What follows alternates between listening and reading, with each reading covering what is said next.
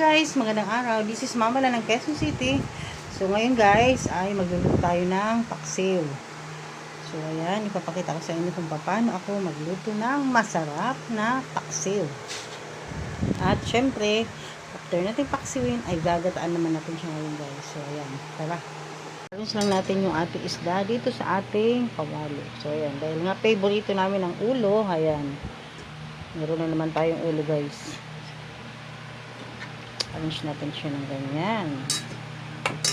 Ganyan. Ito yung buntot. Meron din tayo dito. Ito. Ito.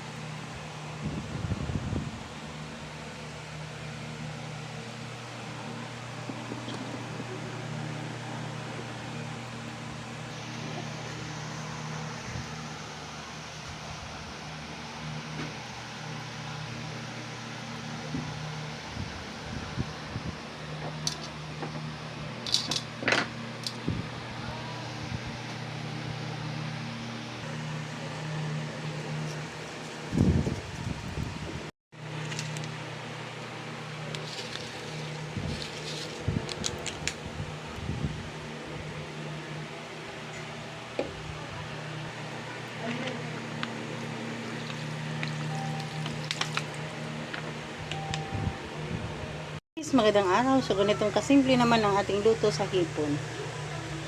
So yan, pinakulaan ko nga pala to guys sa kaunting tubig at naglagay nga rin ako dito ng magic sarap. Binudburan ko rin ng asin at nilagyan ko rin ng kaunting paminta. So ngayon guys ay wala na siyang sabaw, so lalagyan nga natin siya ng mantika. Ayan. Simple pero masarap.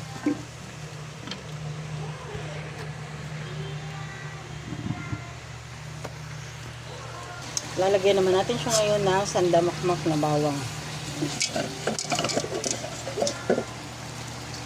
Tapos balungo. So ganito lang kasimple ang gawin nyo sa hipon. Ayan guys. Ilagay dito ang kakawali.